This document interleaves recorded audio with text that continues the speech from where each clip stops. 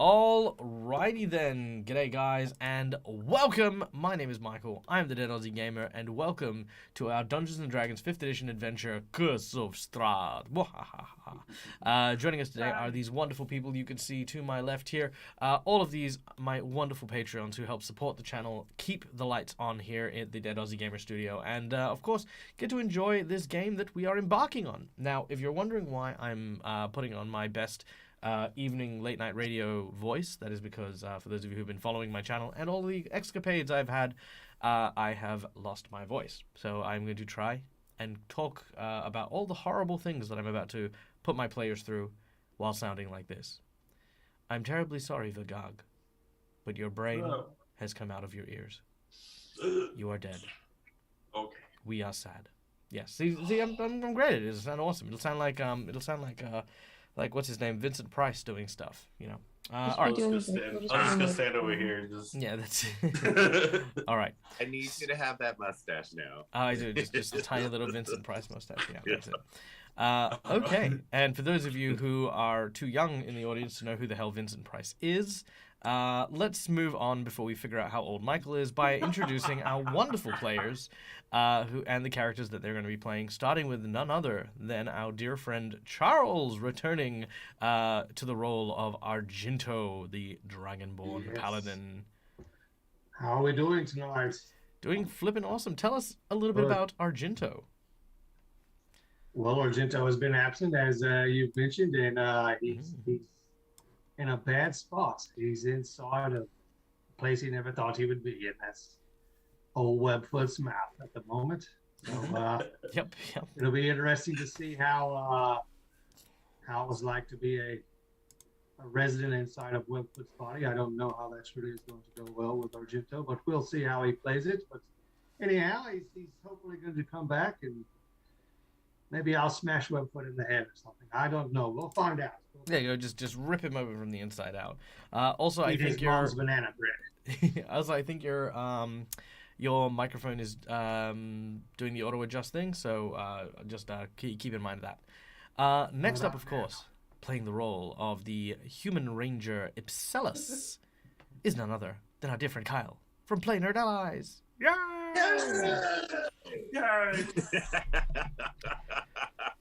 Ipsellus is just his evolution has definitely been very interesting.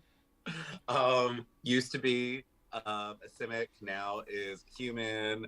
Apparently, and I didn't realize this, apparently likes to crawl into things. And is trying to learn not to do that. Is trying to be better about like creating situations where he has to be kicked repeatedly in the balls by his companions. That's where you're drawing the line, not when you decided to enter the astral plane and try not to get eaten by both a Cerberus and a soul dragon. Yeah, I don't understand. Getting kicked in the balls is so much worse than getting eaten by a Cerberus. I know. Fair enough. Next up on our list is none other than our dear, wonderful, and amazing friend Neil from Immersion Diversion, playing the role of Vagag the Chronomancer. Hello. Hello, how you doing? Next question. Yes, I play a Chronomancer Goliath Wizard, and currently in search for his students. We found 2 out of the 3, one of them being perished, and yeah, then he's trying to figure out what's happening right now because he sees something that no one else can. Fair. There is a mysterious thing that we are seeing out of the corner of Vagag's eye, but we'll find out more about that in just a moment. Next up, of course, joining us, a new member to the table, is none other than Bray, played by the incredible Marcus GM. Hello.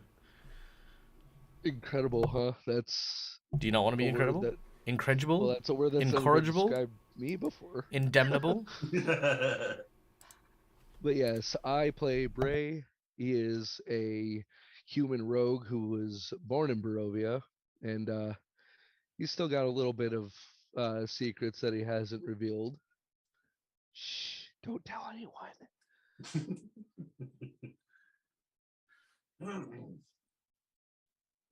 Oh, you're legit not telling us. Okay, cool. Yeah. I thought that was just you playing coy. You were like, shh, don't tell anyone, but no, it actually, yeah, okay, fair enough. Okay, fine. I'll reveal a secret. He likes ham and pineapple pizza. And just like that, unfortunately, Marcus Wait, is no. unable to. Oh, sorry, where is he? There he is. Unfortunately, Marcus is unable to join us for the rest of the series. What a terrible shame. He had to mysteriously drop out of the game. It's very sad, very touching. I missed him. I really liked him too. Bye, Marcus. He hopes. Good luck with your pineapple monstrosity. I'm teasing. If you like pineapple, you're pineapple. I don't care as long as I don't eat it. Unfortunately, we do not have Tim here, but we have a Tim. He's somewhere, probably in Sweden. And he plays Demiro, our satyr. He is a whimsical and playful bard. And last but not least, we have, of course, Esther, our changeling cleric, played by the wonderful and incredible McBluff. Hi, Mac. Hi. Excited for today?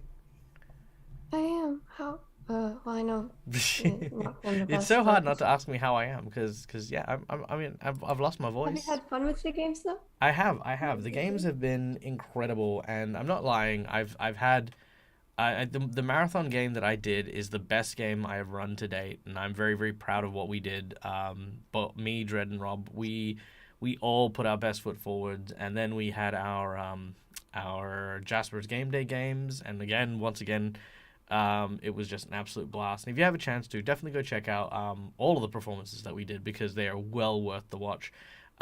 Me, Dredd, and Rob are going to edit down the 12-hour marathon as best we can, so that we can make it something watchable.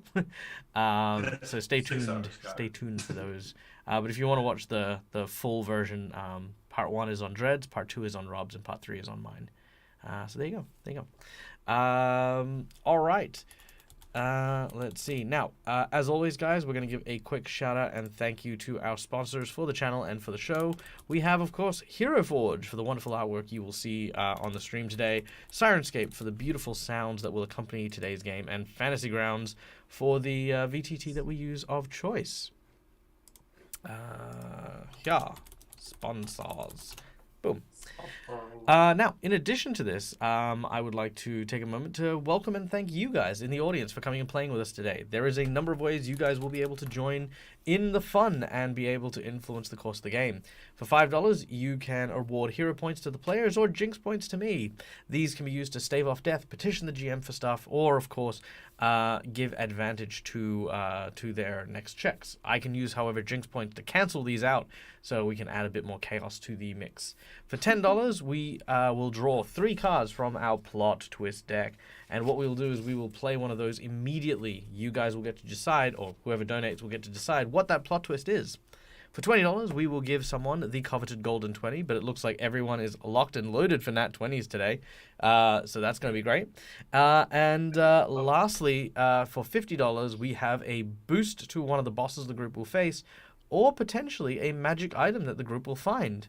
In addition, we have a secret menu item, but we're not going to talk about the secret menu item because it's there, and if you wish to try and figure it out and find it, it is a coveted exclusive thing that will occur if we were to reach a secret menu item. All right, I think that brings us to the end of all the stuff, right? Oh, and of course, please check out the channel point stuff, because we also have some cool channel point rewards, such as insight bonuses, healing spells, and even summoning monsters. So, yeah, go check those out. Summoning monsters. Okay, without any further ado. All right. There it is. All right. We find ourselves once again in the tall, towering spires of Ravenloft. Our heroes currently on a quest to try and find Lady Irene, who had been kidnapped by a vampire spawn many, many moons ago from the town of Barovia. They had just learnt from a cooperative mimic that Strahd had kept her up in the floor just above where they were, no more than 2 doors away from where our group had previously explored. However, she is being guarded by a ferocious and terrifying creature, a Cerberus from the underworld. Its 3 heads, vicious, razor-sharp needles penetrating all of its side, its ripping and tearing fangs ready and poised to strike. This creature, this 3-headed beast, guards Irina. Now, our heroes had come up with a plan in order to try and rescue Irina. Firstly, Sir Reinhardt, the gnomish paladin that is accompanying our group, would lure the beast down the flight of stairs and away from the group, giving you an ample opportunity to be able to break in and try to liberate Irina. After which, you would then regroup, that's the one, in the cellar below the castle, where they hope to try and liberate the skull of Argynvast, the dragon slain by Strahd, whose skull is mounted as a trophy. A lot of things did happen as well, but we won't go into too much detail here. I don't think much of it is very relevant or important, but we do have one little piece, and that is Vagag is currently being haunted by what seems to be a ghostly version of Murray, the talking skull, who is at the moment just annoying him. The why is kind of an if and a why. He reached down and touched 2 magical gems that were supposed to turn Murray into a demi-lich, but instead have now cursed Vagag. Is that about right? Sounds about right. Excellent. All right. With that, we return to our team. So, you guys have your plan. You guys know what you need to do. The scene is yours. So, the plan was that Sir, what's his name now? Sir Reinhold was going to distract him, pull him away, and we were going to try and reach past Irina. Cerberus. Yeah. And hopefully, on your way out, try and locate Argento as well, who had been captured or kidnapped by Cyrus Bellevue. Oh yeah, crap. Lots of stuff. Pretty got away, but yeah, we gotta find him first. Well, I believe that we should take one thing at a time. Yeah. We've already faced the little puppy. I vote. Now that we know the dangers of that hallway, I vote that we head into the hallway. Those of us with ranged attacks that can affect stone should just destroy these gargoyles from a distance, and then we can set some sort of trap, perhaps gain a tactical advantage against this little 3-headed puppy that our new friend has so graciously named Precious. Yeah.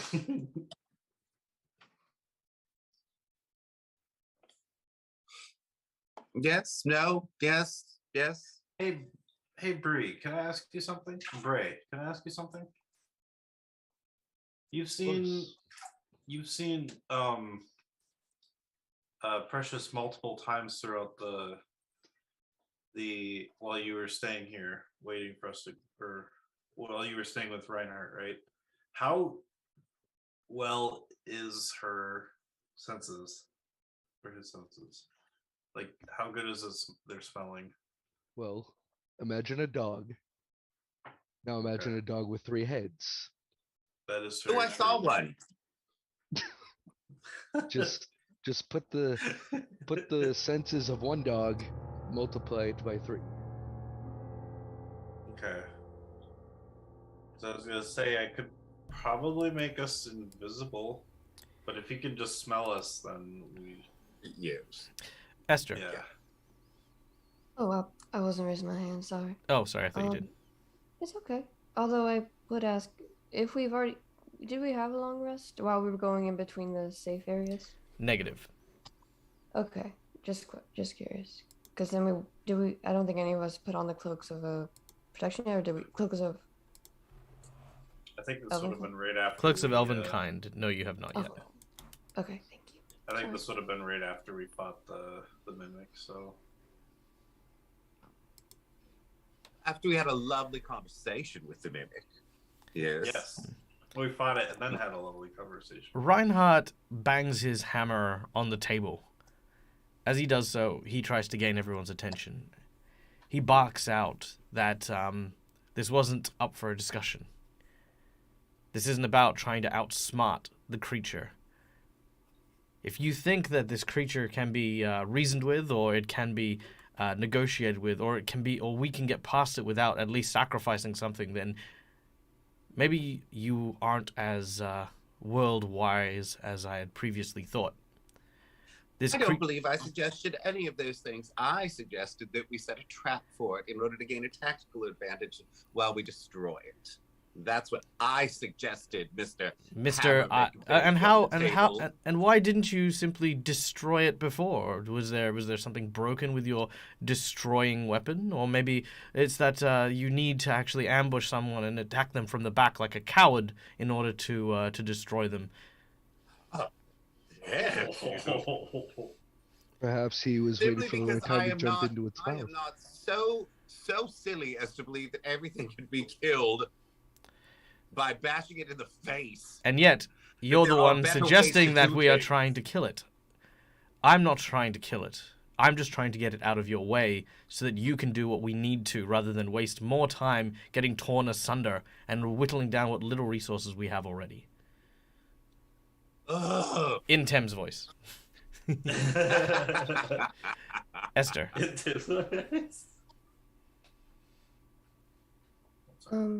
Esther's going to just approach Sir Reinhardt and just kind of say,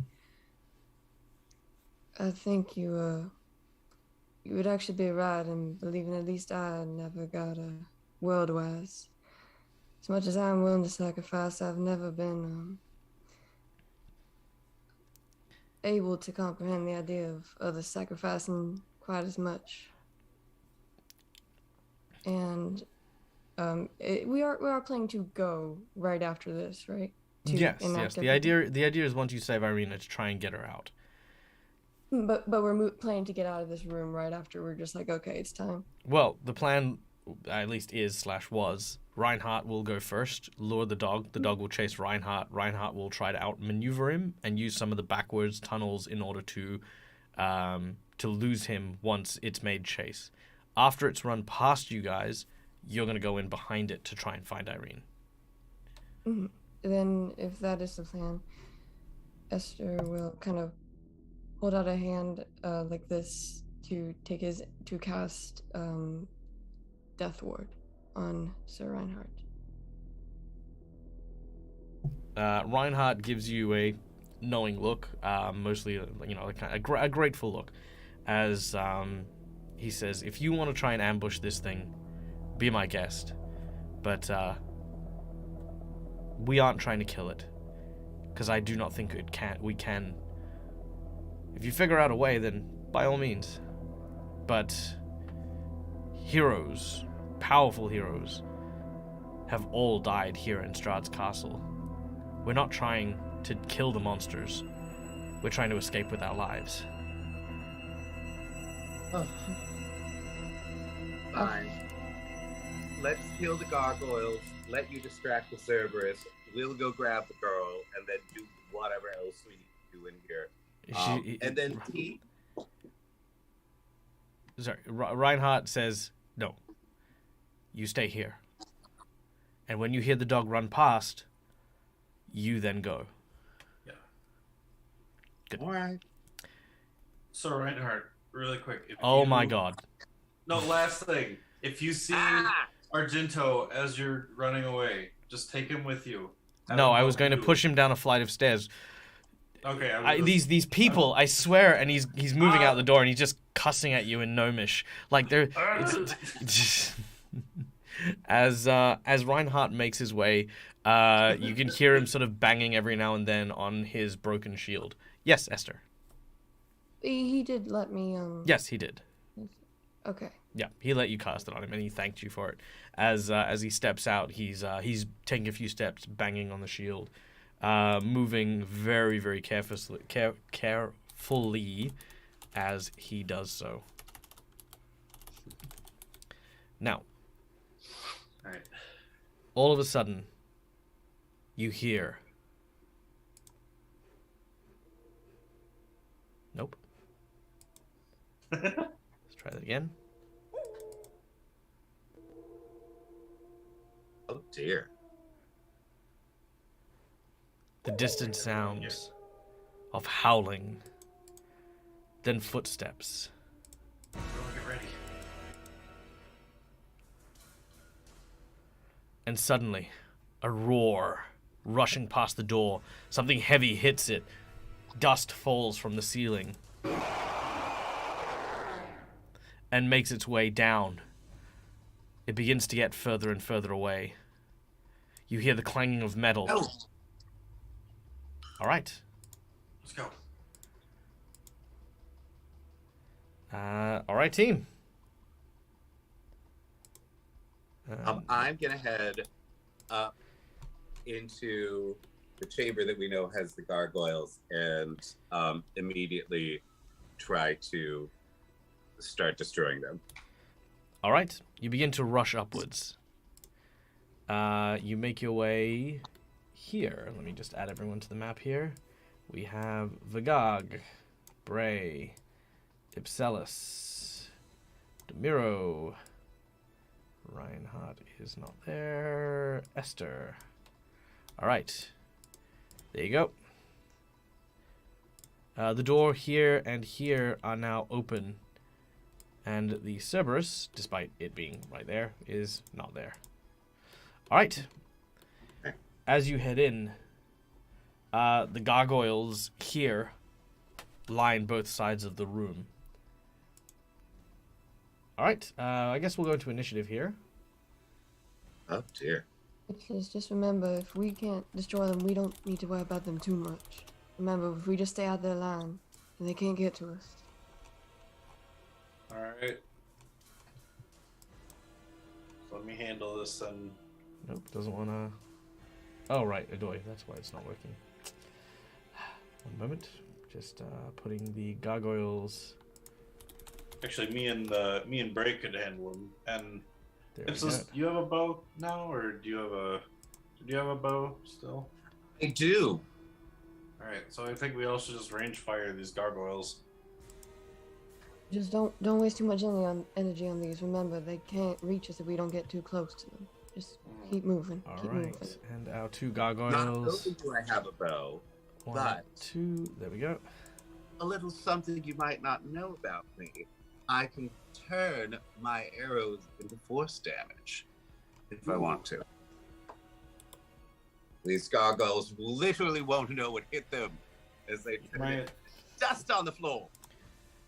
Am I the only one who can't use any form of magic? Maybe. One day, if you try very hard, love. All right. Vagag, you are up first. Now, we have had a redemption of an inside bonus from Faye16. Thank you, Faye. What you realize very quickly is that while the gargoyles obviously pose a threat if you're standing next to them, destroying them would be literally, like hitting a lot of wood. And the longer you stay up here, the longer Sir Reinhardt has to keep the creature at bay. What you do with that information, of course, is up to you, Vagag, but it is currently your turn. Okay. So in which case, I think I've got a plan. You also no longer have Big B's hand. Yeah, I know. Okay, so I'm gonna go through the door and go to like here. So I'm at least 5 feet away from them, or 10 feet away from them. Mhm. And I'm going to kind of, for my action, I'm going to look at the top gargoyle, Mhm. the number 1, and I'm going to try and cast, what's the spell? Well, not a spell. Momentary stasis. To clarify, you are Clarifying. casting momentary stasis on the 2 statues that are on a plinth On the one, anchored to the plinth. one. Yeah. Well, what happens is it makes it so they have no reactions, or Sure. or what does it actually do? It's their creature is incapacitated. It has a speed of 0, but obviously it's more for the incapacitated part. Sure. So you can just walk right past them without them attacking us. All right. What's But I the still saving have to throw? roll a. I can throw it on him. It's a Yep. Go ahead. 15. Okay. Pull it together. As you attempt to create Uh, these gears and these wait, no, these words, unfortunately, you do not manage to stasis this gargoyle. You have a bonus action left if you want to use it. Other than that, I don't think I have any bonus action spells. Can I shout something? you may.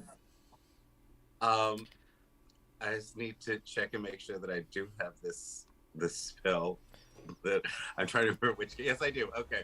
I'm gonna say, everyone just stand in front of me, and when it's time, let it happen. What? What? Well, that's the only explanation you have. It is Ipselis' turn. I'm gonna hold my action, and I'm gonna yell at everyone, listen to me. We need to get past them as quickly as possible and as a group. So, that door is open, right? That's why I can see through it? Mm-hmm. Okay, fabulous. If everyone stands directly in front of me in a group, I can get us through that door without having to deal with gargoyles. I promise you. Do you Trust have me. Ooh, okay. And that's all I'll say. Whose turn is it next? So you're holding your turn. You're holding your action. I am. All right. Bray, it is your turn next. Well, I guess- hearing that, how far is it to the other door there? To the other side of the door? From where they're at?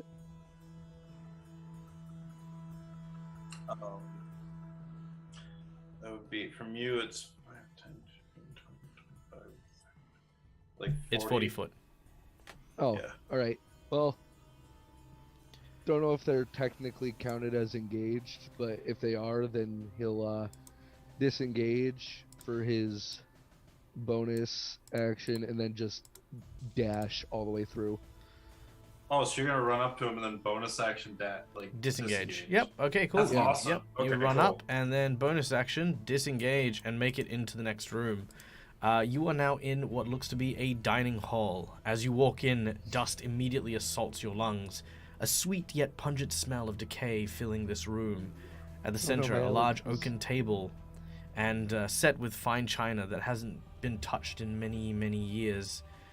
The once white frosting has turned green with age. Cobwebs hang like dusty lace from every side of what looks to be a cake, a wedding cake. You can see that on the top of it is a single figure of a well-dressed woman, dressed in a wedding gown. And suspended above the table here is a web-shrouded chandelier forged from iron. The arch window to the south is draped with heavy red curtains, and resting in a wooden stand by the window is a dusty lute.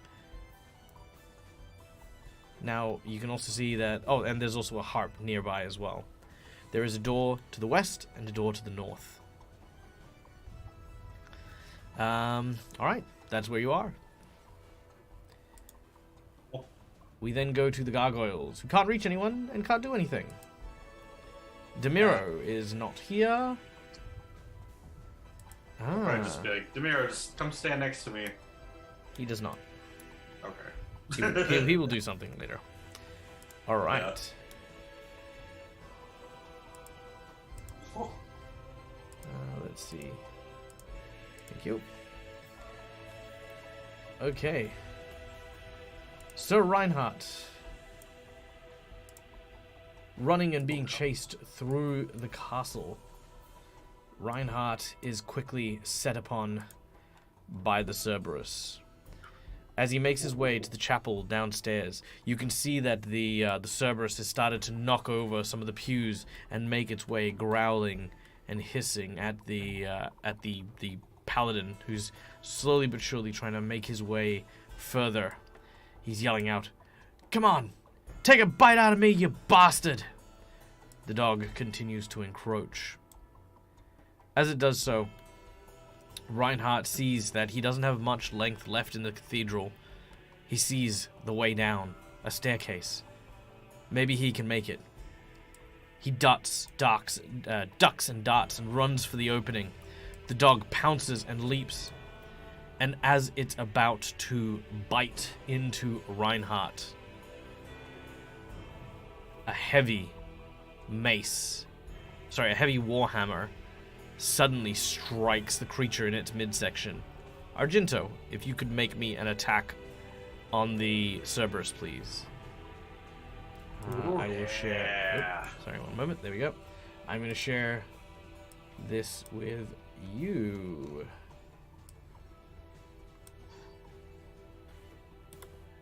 There we go. What do you do to Bellevue? Or Cyrus? Sorry. Yes, No!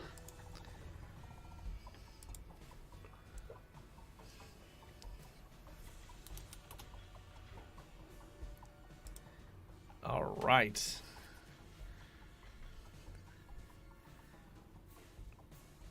So with a 14, reroll with advantage because he's not expecting you.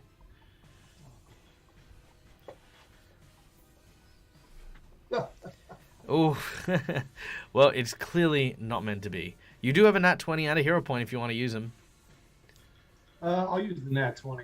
Oh, nice. All right, land your critical hit if you would be so kind. Ooh.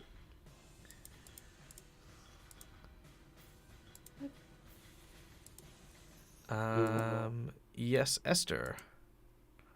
I also have his teacher's warhammer, right? Yes. Okay, perfect. Just want to make sure I knew which one. Thank you.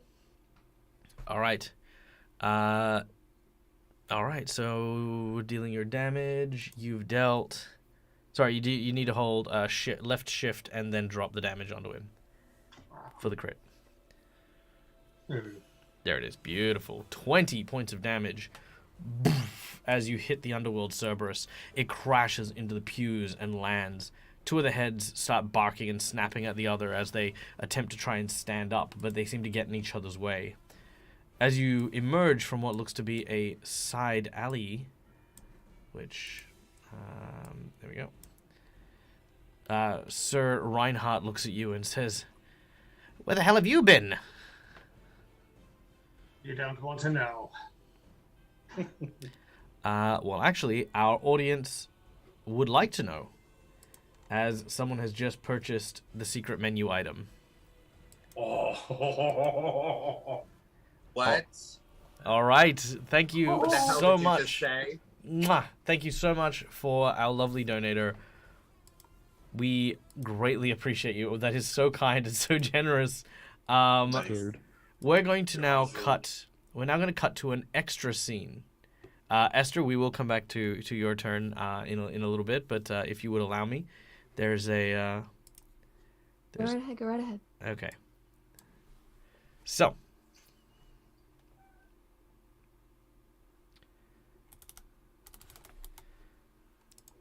We cut back to about half an hour to an hour earlier. Argento, you are suddenly grabbed from behind. As you disappear behind what looks to be a rotating door, the person standing next to you is none other than Cyrus Bellevue, the caretaker of Strahd's castle. As he emerges from literally nowhere, he grabs hold of you and begins to channel magic into you, transforming you into a small stone. He then puts it in his mouth and disappears. The sound of the wet mutant footprints slowly make their way further and further. Out of breath, winded, tired, he makes his way through the narrow points and corridors. He starts to set a few traps, activating them as he moves past. Eventually, something happens. A gurgling, a rumbling in his stomach. He vomits and spews out this gemstone, which almost enlarges like an egg, transforms, and outburst forth Argento. Cyrus nervously reaches into his pouch and pulls out a knife. He says, No, not one step further. Don't come here. Don't come any closer. Oh, I know you and your sort. Sir, the master will not be pleased. The master, he will punish you for trespassing not once but twice and turning down his hospitality. Argento just sort of smiles and faintly sort of giggles at him and says, well put. What's to say that I won't kill you right here and then kill your master when I see him? He says, you might kill Cyrus, but you will not kill the master. The master is everywhere. He knows all, and while you're here, you may as well be in his mouth already. Well, we'll see about that. I might have a bit of use for you still, Webfoot. I ran into someone that might interest you. Nothing you say could change what I have. Loyalty to the master. That's all I know. Enough with your lies. Die! He stabs you. In the leg. He deals... It's auto stab. I stab at thee. From my backpack, I stab at thee. Alright. Take this, you paladwin. Paladweeb. Ah, he gets a 2. You said paladweeb, I'm happy. as he tries to hit you in the leg, it does not even penetrate your armor. Like, it just tink. Just, I laugh at him. I say to him, oh, Cyrus, you are a fun little fellow. But I think your mother would not be too proud or happy of what you just tried to do. Oh, I see how it is. You're going to bring mums into this. How about you? He tries to bite you.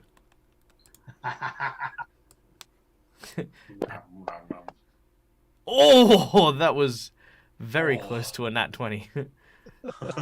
But again, he continues to just gnaw on your leg. He says, you don't talk about my mum. You don't know anything about my mum. Oh, but I do. See, I ran into your mother when I left here. She gave me a gift for you. I can prove it if you will calm down and stop your feeble attempt at trying to hurt me. He says, I won't believe you. Master said that others would trick me, but Master looks after me. Master protects me. And nobody looks after you like your mother. Stop talking about my mum! As I pull out the bread. All right. He goes to stab you in the leg as you pull out a loaf of banana bread. As this happens, he stops and looks at it. And there's a smell that comes over Cyrus. Now, you can't smell it, Argento, but with his keen animalistic senses, it's not the smell of the baked banana bread or the smell of sodden rain and soil that have permeated through your backpack over your several weeks of travel since you left the bell tower.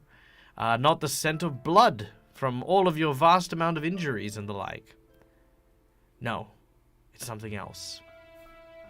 Deep within the bread itself is the smell of a faint perfume. One that Cyrus hasn't smelled since he was a wee child. He begins to see an image, a woman whose features he can't quite remember. him standing on a small crate to see her baking this unusual, strange pastry out of bananas. She says to him, "Cyrus, my boy, you know why I like making banana bread?" And he says, "No, Mummy." "Because, Cyrus, people look at folk like us, and they think that we're strange because, well, things like a webbed foot, a dog's head, a deer's antlers, they're strange things that don't belong together. But isn't it funny how things that people think don't belong sometimes produce something that is absolutely wonderful?" She hands a slice of banana bread, which he eats hungrily. Like banana bread? What? No, banana is delicious with cake. What are you talking about? It's a sweet fruit. It's exotic. It's delicious. No, I meant like carrot cake. Oh, yes, because who in their right mind had a bunch of carrots one day and said, "You know what I'm going to do today? I'm going to bake a fucking cake." No one does that. It's nana. It's what? It's bananas. Yes, son. It is bananas to put carrot in a cake. And with that, you see that Cyrus is just crying, tears flowing down his eyes, and he says, "I'm the carrot cake." Argento, you have no clue what has just happened. As you, I just said, yeah, see this crying thing. Yep. Oh. Mummy! Yeah, Cyrus. Yes. Oh, why did she let Strahd take me? Hello, Troll Lord Gaming. It's good to see you. You're in an emotional part of the adventure. My character of Cyrus has just been told that his mummy loves him. And he's been brought banana bread by Argento, our Dragonborn paladin. It's good to see you. Please come in. Okay, so.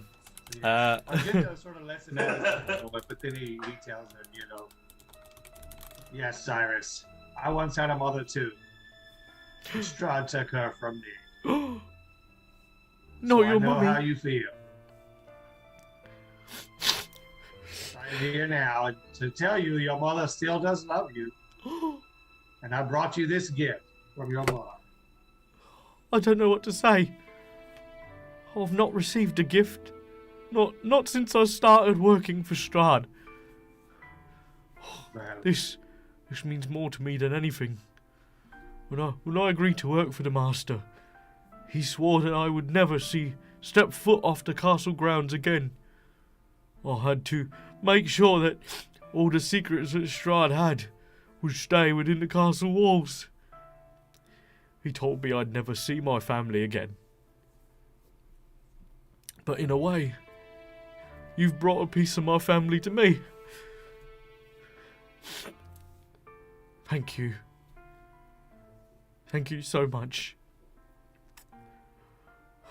Look, Argento actually pats him on the head. He doesn't know what to really do. He's just like, all right. you watch his webbed foot start tapping like a dog, like, because he's got like the dog ears and stuff.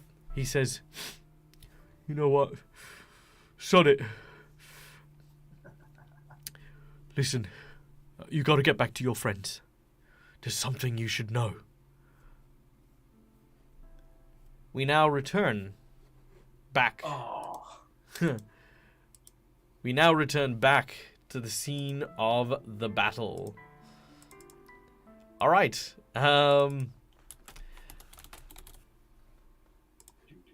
Now, what do we do here? Let's take a very brief moment to recap for our lovely new followers. And oh my god, thank you so much for Trollord Gaming for the 5 gifted subs. It means so much. Please guys, if you've just gotten a sub, enjoy all of your wonderful new emotes. And let's give you guys a recap on what is going on here. Okay, so in one breath, a group of heroes have found themselves inside Strahd's castle. They're searching for a woman who had been kidnapped named Lady Irina. However, this, among many other dangers, lurk within the castle itself. Our heroes have managed to use Sir Reinhardt, their gnomish paladin friend, as a distraction for a 3-headed Cerberus known as the Underworld Cerberus. It is currently chasing after poor Reinhardt while the others are trying to sneak into Irene's chambers. Suddenly, as the hound was about to beset upon the paladin, Argento has emerged, hidden from the walls, warhammer blazing, striking him with everything he's got and sending the creature flying. Argento steps into battle. Now, we return.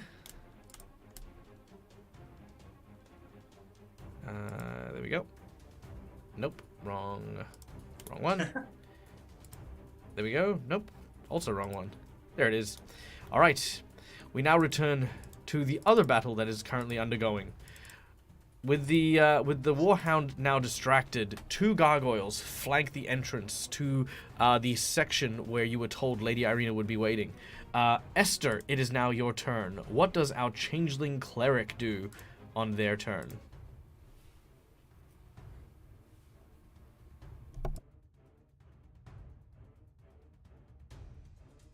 Sorry about that. The Skype tab was evading me for some reason. I mean, Zoom. Okay. Would it require the disengage to go all the way through? Could I just run past him? You have to. They are not, but you can make a acrobatics or an athletics check to try and avoid their attacks. Okay. Would the disengage would cover that? Yes. Okay. So you're gonna move Esther and then knows- disengage? Yeah, Esther knows she doesn't really have much necessity for firepower at this point, so she's gonna save her resources for now.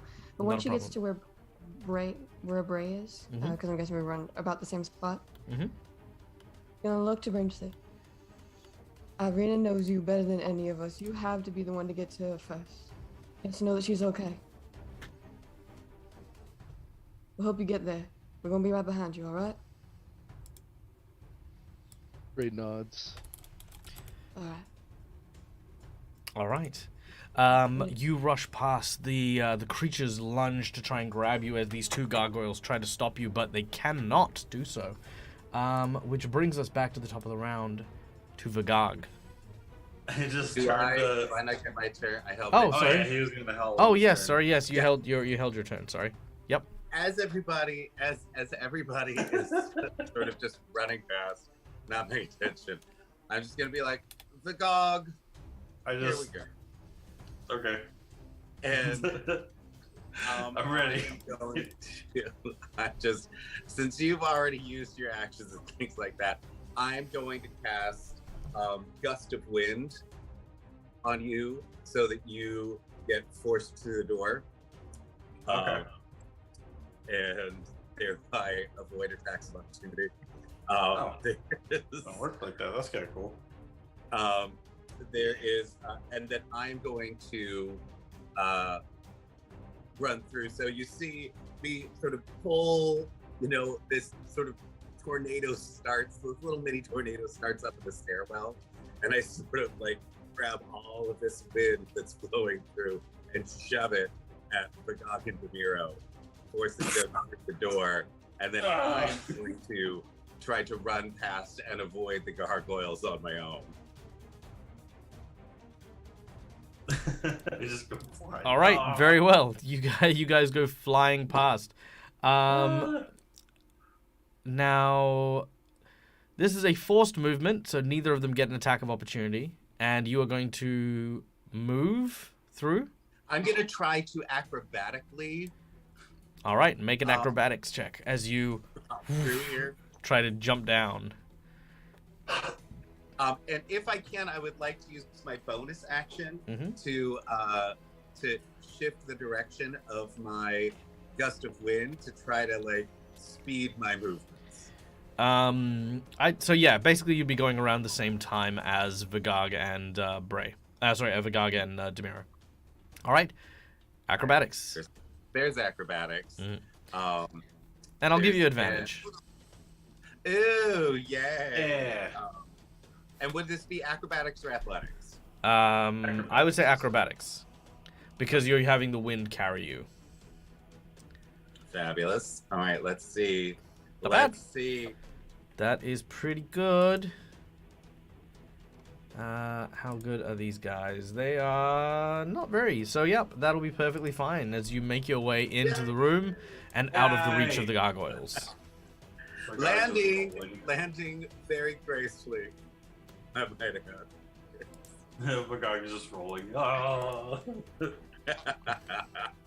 All right, and with that, you are out of initiative with the gargoyles. Yay! I'll just roll through the door like I just got punched in the face in a bar fight or something. All right. Meanwhile, downstairs, however, another battle rages on a different map. Gotta find the right map. Gotta find the right map. There we go. All right, downstairs, another fight rages on as we come to Argento, who walks out. Argento? Where did you come from? I didn't know there was a secret passage there. Yes, I'm with an unlikely friend who showed me the way to where you were. I heard you coming, so here I am. Well, you couldn't have got here sooner. What's the plan? Quickly, come with us. You Grab him and sort of pull him towards me. All right, you grab hold of Sir Tem and you pull him in.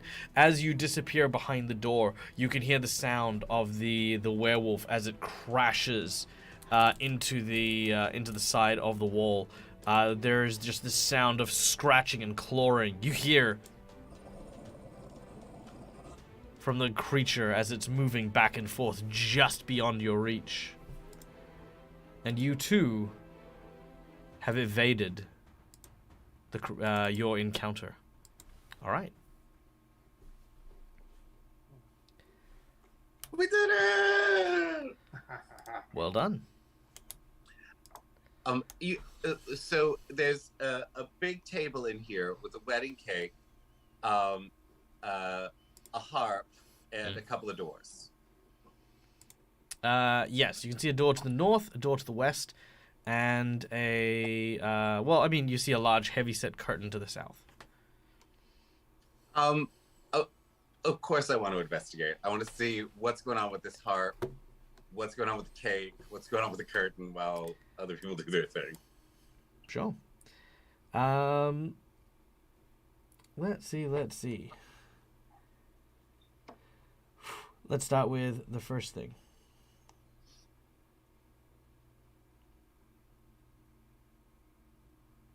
Okay. Let's go around. Ipselis, what are you investigating first? The thing that stands out to me most in this space is the harp for some reason. I don't know why. But it is just, I'm like, I get it, you might have had a harpist here and all that kind of stuff, but it's just a musical instrument just sitting there in the middle of the room. Very well. You inspect what looks to be a 6-foot-tall harp, about 300 pounds, fashioned from dark-stained wood carvings. Dark-stained wood. You can see that it is carved with the images of hearts and roses, and the taut strings are somewhat red. Upon closer inspection, you realize it is made out of human entrails and constantly drips with a slightly congealed and wet blood. As he pulls the heart blades, it just flicks blood everywhere. Oh. So gross. No. Please nobody play this. How is this what gets to Ipsos? We were on a literal plane of blood, Ipsos.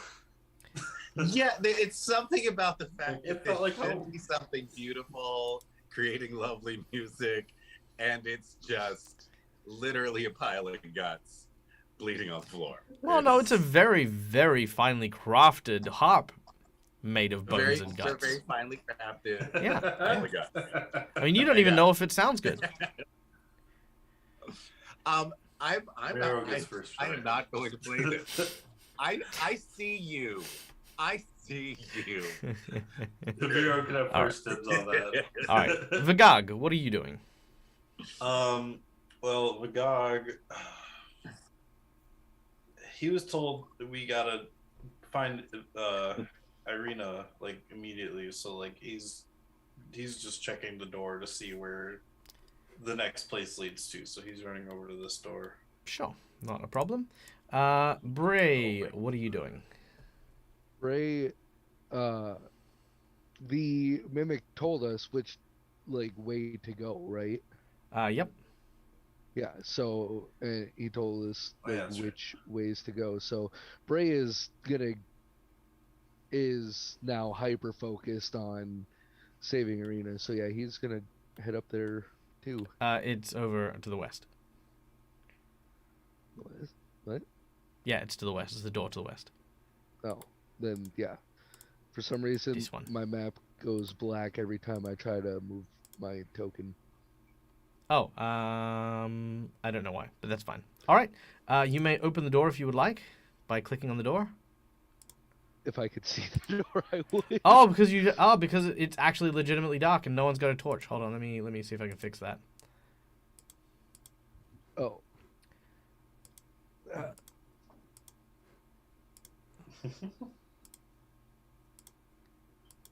Is that better? There we go. Yeah.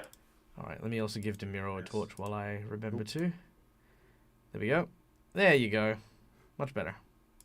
Let there be light. All right. There.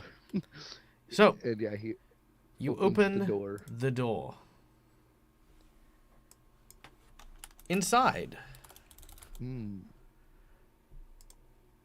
That's a bloody bathtub.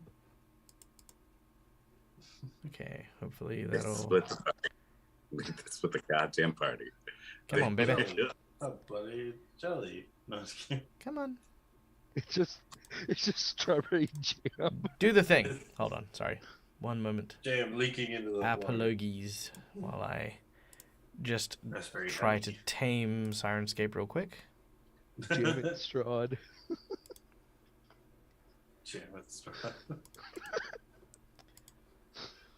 All right. Well, there we go. It crashed. That's why it was being troublesome. Someone's been eating all the jam. Yes. It's a pool full of jam. Looks like Jonestown. All right. There we go. And that should be now nice and fine. Here we go. And load. Please load.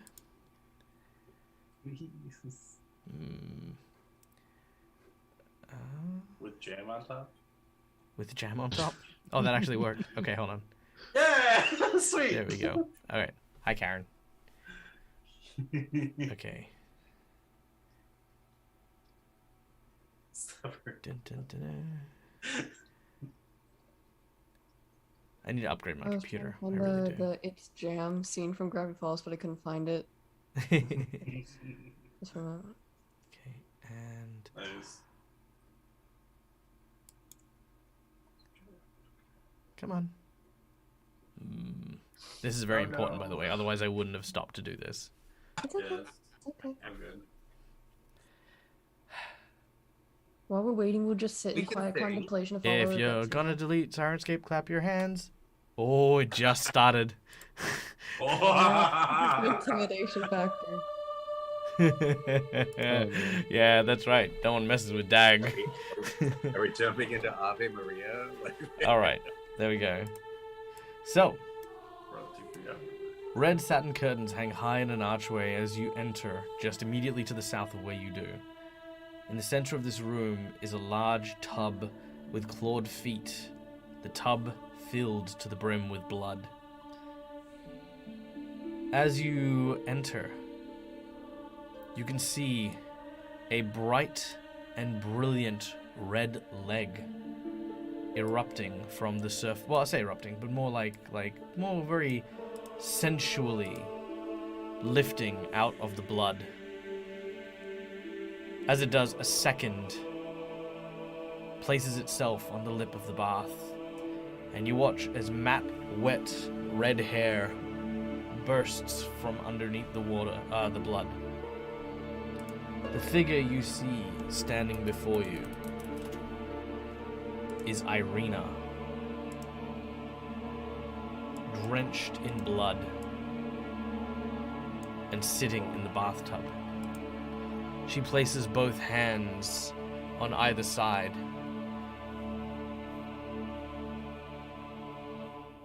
All right. What do you do as you see this? Bray is immediately going to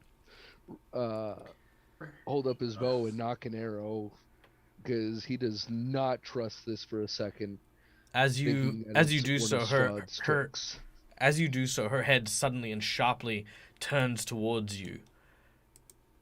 It looks like she kind of moves in a way that suddenly sloshes the water or the blood. I need Bray to make me a wisdom save. Oh no! They don't split the party.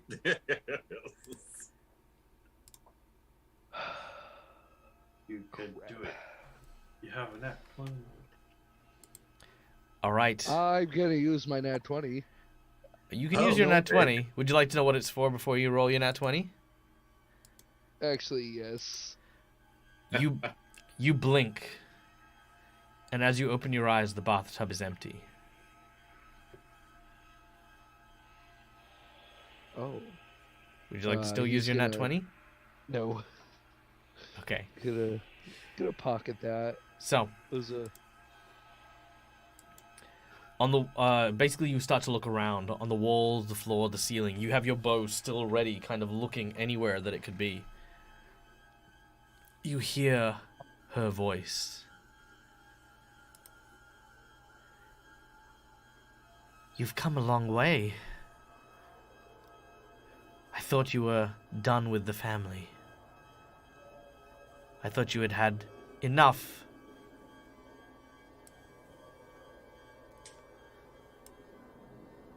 Ray's just gonna look around, still holding his bow up, like his head flicking back and forth in a panicked motion.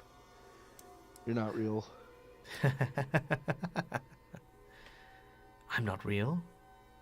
What is real? Is the bow you hold in your hand real? You hear the sounds of splashing. You turn around and you see that there's just ripples in the blood that pooled at the base of the bathtub, as if something or someone had just stepped on it. Is real the feeling when you are left to pick up the pieces, when your brother is naught but a drunk and a louse who spends all of his time adhering to every vice that he has? Is it not the responsibility borne by someone that isn't even blood? A drip of blood lands at your feet from above. You quickly turn up, and all you see are like these handprints on the ceiling. You're too late, Bray. Much, much too late.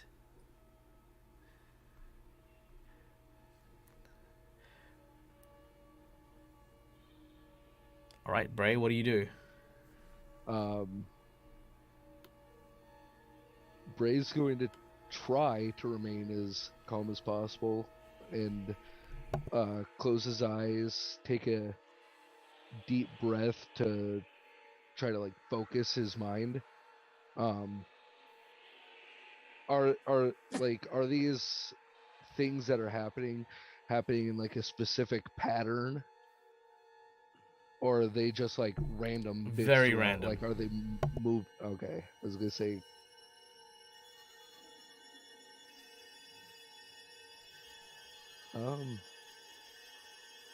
He's still gonna be cautious, but he's gonna start moving towards or on the outer wall here. Still keeping an eye out, trying not to freak out.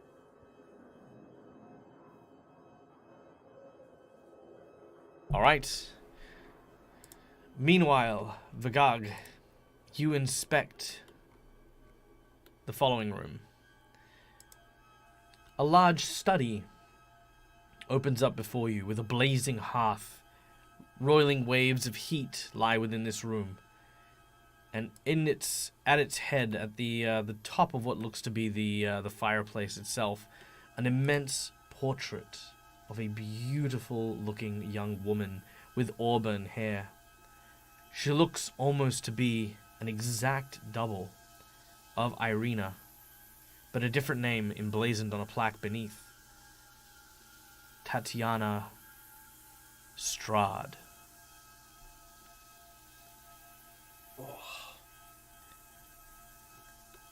Meanwhile, Esther, you're in the room kind of keeping an eye on both Vagag and Bray. You can see that Bray has pulled out his bow and has started to look alarmed.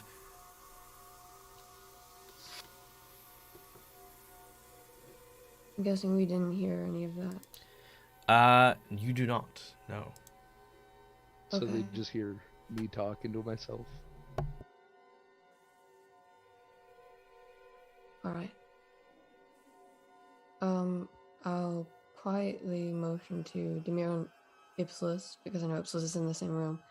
I'll make the door to the room brazen slightly more ajar and just kind of, like, try to get Bray's attention. Right. Bray, you hear something calling out from behind you. You also hear Ipsilus just saying, "This is gross. This is just disgusting." Bray's gonna turn to the voice calling behind him. Then Bray, yep, you turn around, you can see the other voice. You can see the others. They're just on the other side of the door here. his face is just gonna be like pure terror when he looks at Esther. Well, are you going to try and make your way to Esther? He would, but he's a little bit, not wanting to move in case something happens. He would prefer them to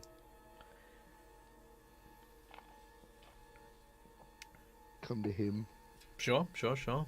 All right. Anyone else wishing to do something? I'm still investigating the room. I'm unaware that there's something weird going on. Correct. Right? Yeah. I'd say that at this point so- you've made your way towards the cake. Yeah, I wanted, either the cake or the curtain, one of the two. Yeah. The cake's probably the nearest. Let's check it out. Esther? Just curious. Esther's going to see the bathtub full of what we imagine is blood. Mhm. And is actually going to look away. She's going to close her eyes. She would imagine that much blood would have to carry the scent of strong iron at least. But does she smell anything, or does she smell anything different, or does it seem like You try to get a smell, but it is too far away, and the smell of dust in this area is too strong. You kind of sneeze more than get the whiff of it. But as you do so, Ipsilus, you inspect this cake, and there's just this horrifying smell of burning wax as the cake begins to melt. Ugh. As it does so, I need you to make me a perception check. Esther, you can as well. okay. I'm gonna shout, Esther, are you seeing this? This is horrifying. Why is everything in this room so gross?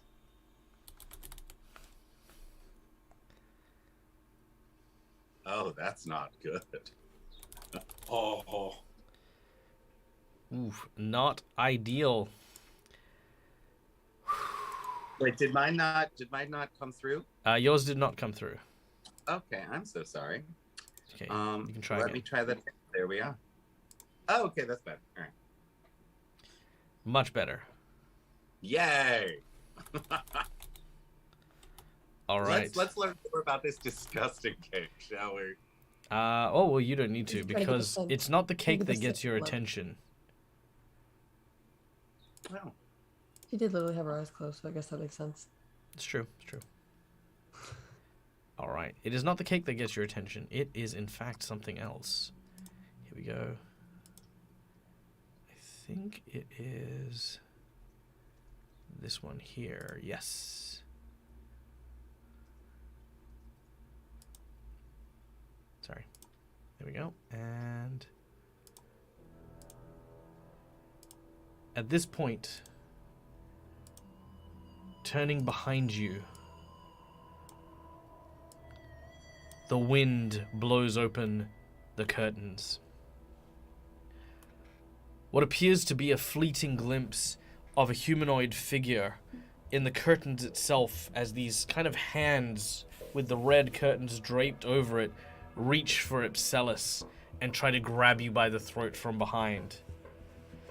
You get this unbelievable sensation of hatred and fury starting to linger over you. what did I do to you? You goddamn curtain! This is unacceptable. This whole place is terrible. All right, and we're going to go into initiative as Am I grappled right now? are you grappled? No, it's lunging at you. So because you noticed it, we're not going to have a surprise round on it. So you're good. Ew, look at me getting fancy. How lads doing down there? How the lads? Yeah, they're doing all right. All right, we'll find out in just a moment here. Yeah. All right. So you guys should be able to see the bad guys on the board. No, it doesn't want to show that. Okay, there we go. There we go. Good. All right, yep, we can see all those. Let's roll initiative and fly into this dramatic battle. All right, Bray, you're up first. I need you to make a perception check. Oh boy, that was good. I have a present. Ah, thank you so much. Ah, that's an amazing present. I like presents, especially just before combat. Ira Janasi donating $20. What did you do? What the hell did you do? Mally. Wasn't it Mally? Yeah, Mally. It was the amazing No. and wonderful Malakisa. Malakisa. We love you, Malakisa. Yay! Ooh, All right. I know it With wasn't for me, but I'm still gonna say trying thank to you. kill me every 20 minutes. that is a 22. 22 is pretty good. Let's see how it fares. Unfortunate. You do not manage to see. You do not manage to see the Vampress. Or do I? You do not. but I appreciate the gumption. Well done. Well, no, or do I? Because I will waste my 20 on this. Oh, okay. I've got good enough luck lately. All right, natural 20. So with that natural 20, yes, she is climbing on the wall down towards you with long twisted nails ready to rip at you. There you are, bitch. And then Jesus. instantly open fire on her. All right. Make your attacks. Kinda, there it is. There it is. Oh, and then I will use my steady aim first, so that way I have advantage. Yep, not a problem. You steady your aim and you fire the bolt straight upwards. Oh wow, I guess that didn't fucking matter. As the bolt flies upwards, you watch as she twists her head. It looks like you've got her straight in the eye. She turns back, your bolt between her teeth. and she snaps the metal from the actual arrowhead and spits it on the ground.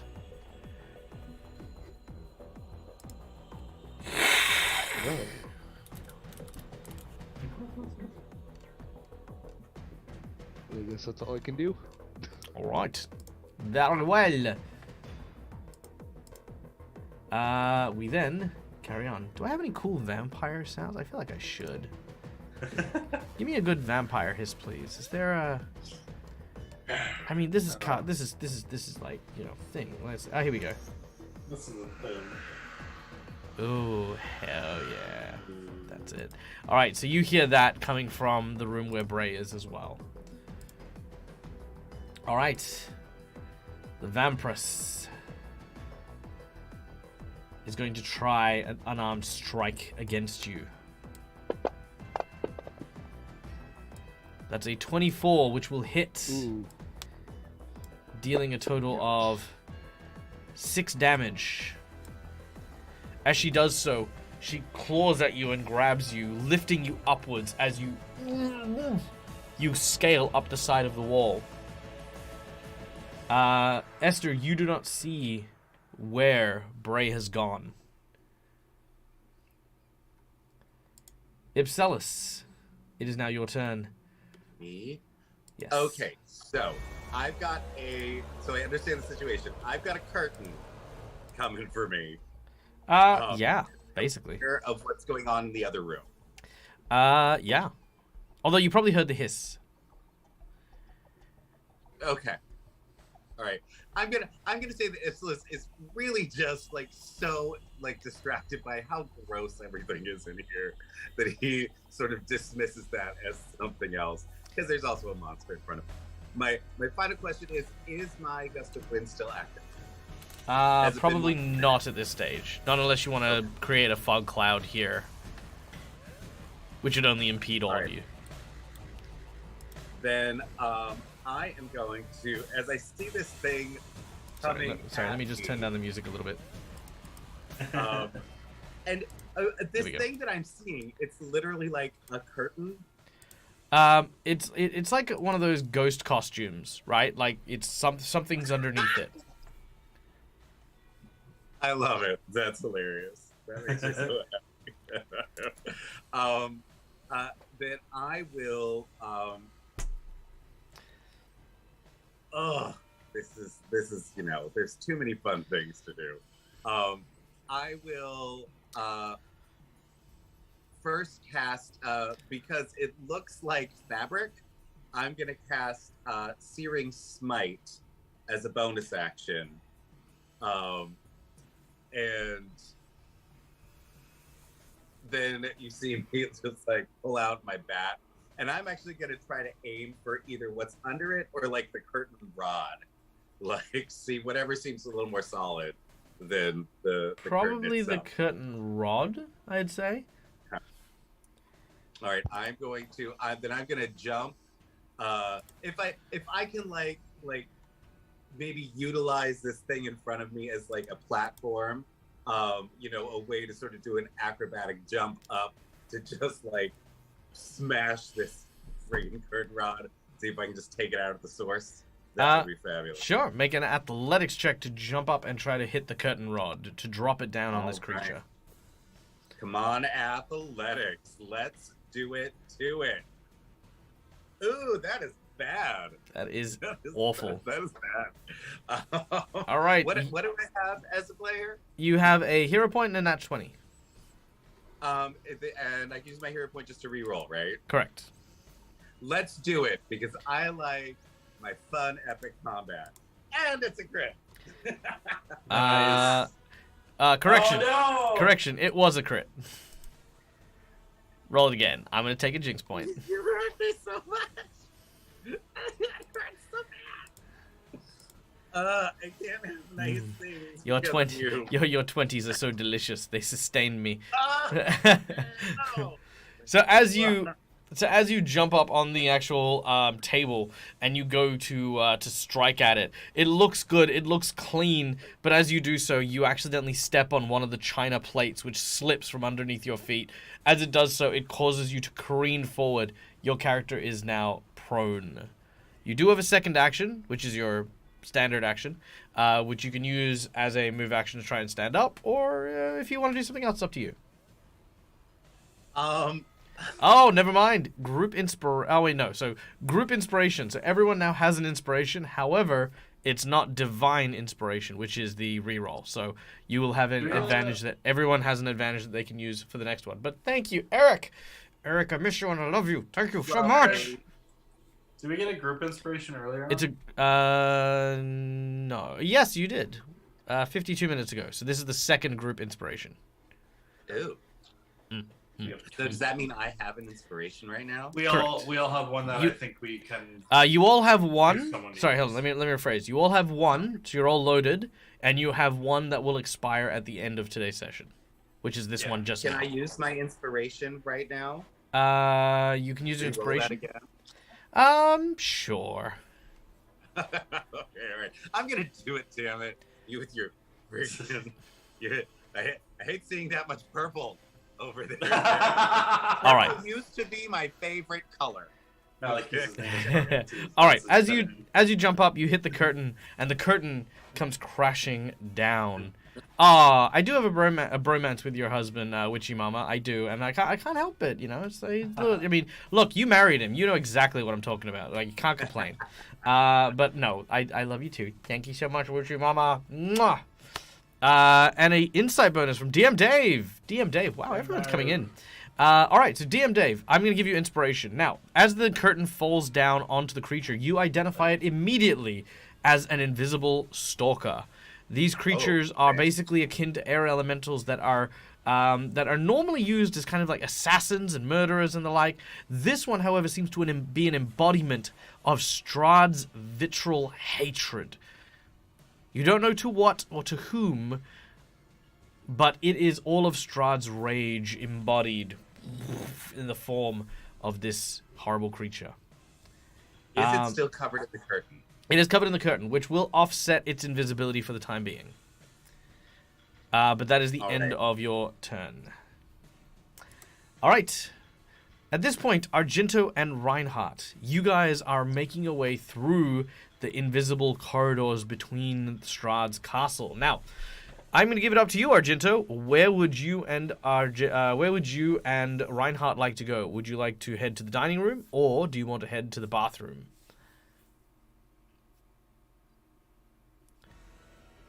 Bathroom. Bathroom? All right. Do you want Reinhardt to go with you, or do you want him to go to the other way? I want Reinhardt to go to help them in the dining. Very well. You fill him up to date with what Cyrus had said, which I have sent to you privately. You've both agreed to help where you can. You've decided to go to where Irina would be, expecting that that's where they would be, and Reinhardt has decided to go to the dining room because the Hound will be heading back up this way, and they could probably use a hand. So emerging from the nearby a nearby secret door. Argento, you step out. I need you to make me a perception check.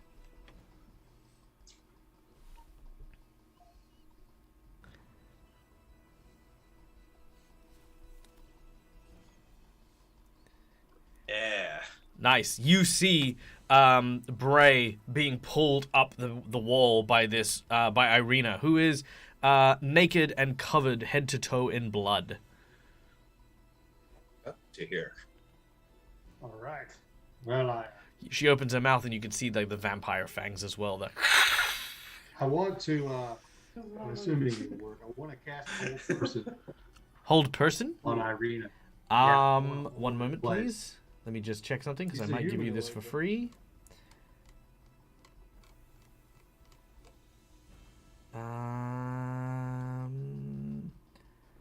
No, vampires aren't immune to hold person. Strange. Nice. Unless hold person doesn't affect undead.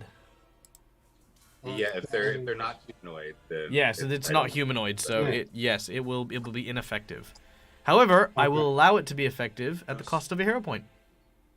Yeah, we'll do it. Done. All right. Drop the saving throw onto her, please, as I will eat your hero point.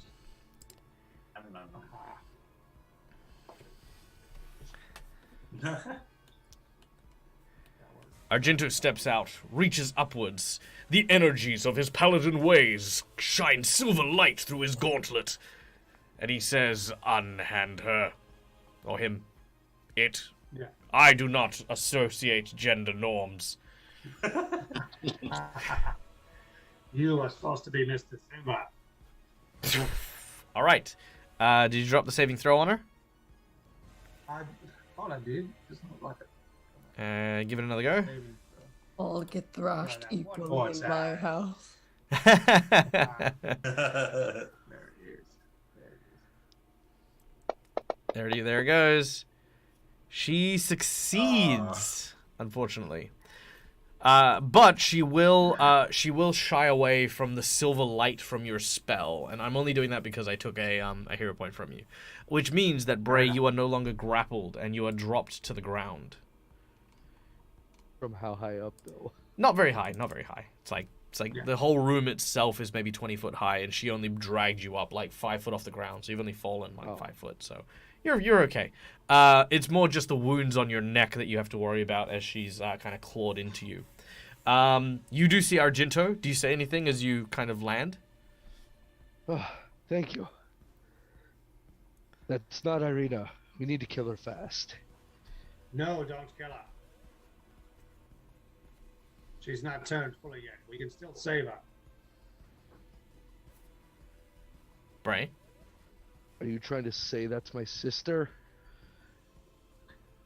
That it is. She is not fully turned yet. They haven't had the ceremony. Oh. Bray takes another look upwards and sees the blood-dripping monstrosity, bones twisted and gnarled, looking more like an animal than a human being. We cut now to the other room, where Reinhardt kicks the door in. Fear not, I've come to save you. Also, there might be a big dog, so we probably need to get some chairs. Oh my god, what is that? He steps forward and smacks the curtain with a big hammer. No questions asked, just eat hammer, giant curtain monster. Come on. There it is. Whabam! And he hits, which he is then going to smite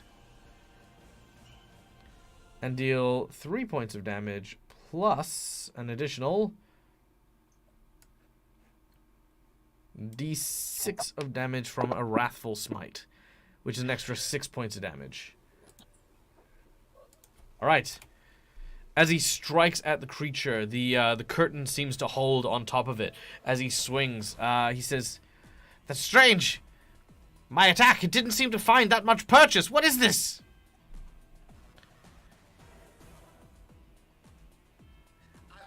I believe it's an invisible stalker, but it seems to be empowered somehow by Strahd, just like everything else in this damn castle.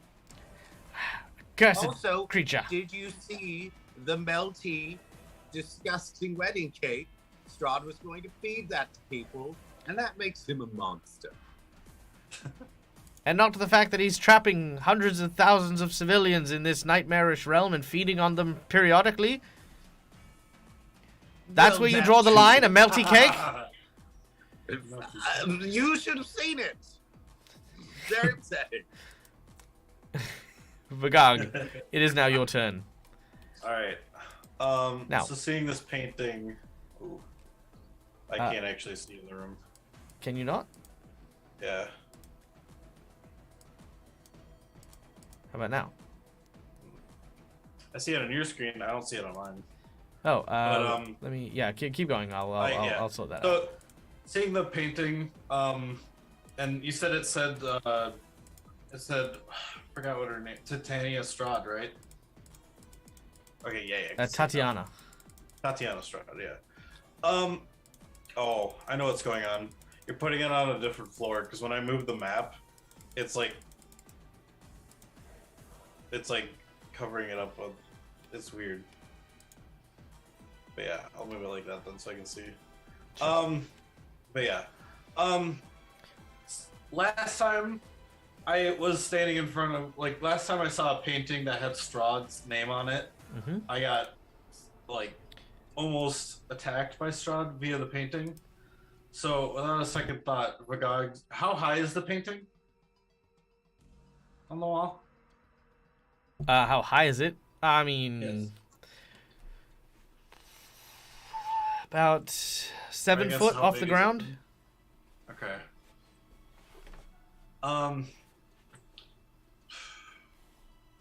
I guess I am 8 feet. So yeah, I guess I'm gonna run up to it and try to pull it off the wall. All right.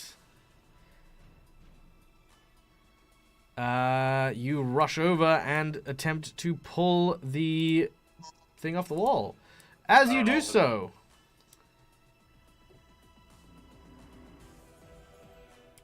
the fire lashes out at Vagog, and you take 1 point of fire damage.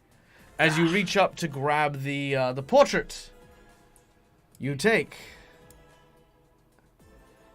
Well, that'll happen every round. So every round you will take another D10 point of damage as you are set ablaze. Ah! I'm All right. sorry. What the hell is going on? Are we all just? So- have we just decided the party needs to be split 8 ways? Yep. Is- Don't you So know? do I have the painting now, or Yeah, you've grabbed the painting and you are on fire. okay? oh my god. With the rest of my action, if I'm able to have an action still. You've to moved. do You've this. taken an action. I don't know how much more of an Okay. action you want, but Oh, I want to drop it as a free action into the fire. I think you can drop as a free action, right?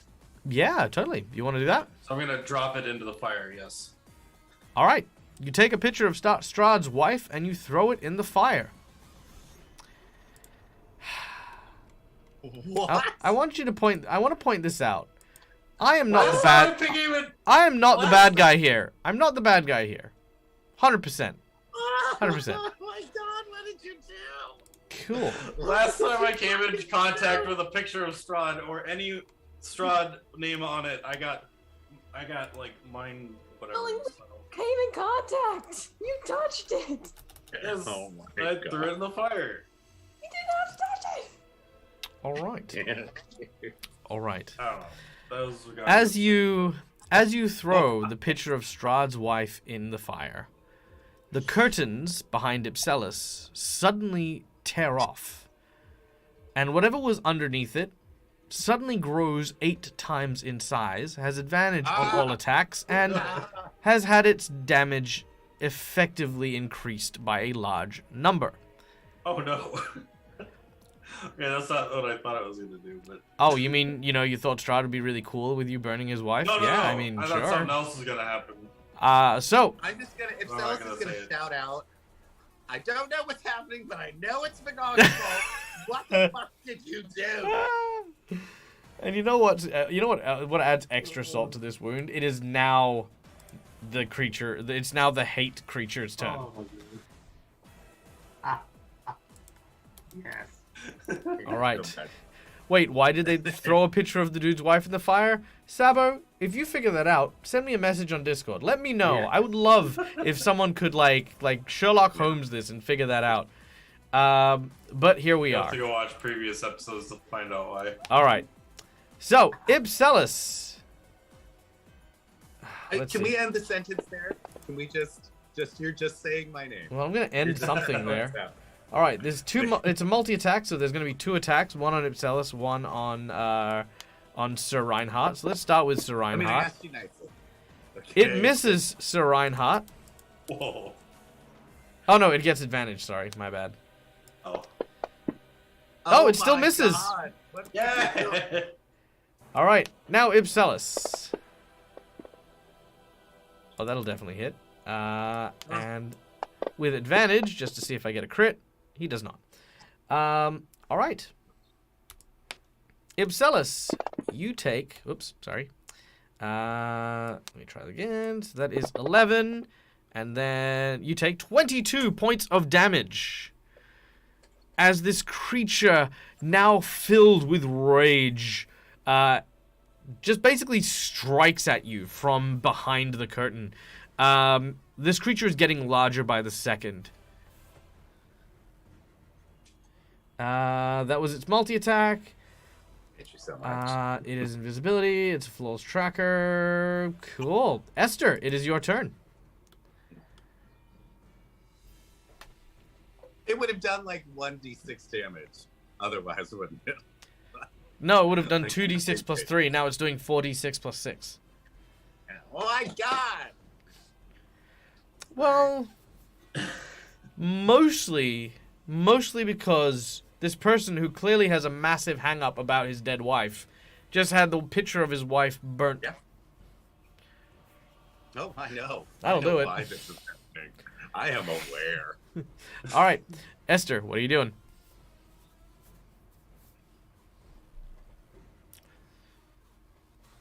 Would calm emotions do anything in this situation?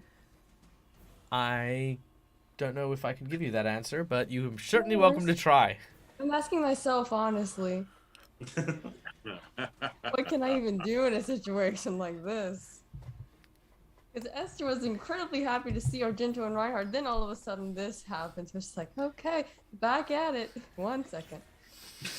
Can't I be relieved for like 2 seconds? Can't I just have my happy moment of saying, oh, Argento, you're back. Argento, you're back! Oh, too late. Oh, Brought trouble. oh, Argento. It was great knowing you. I'm about to die.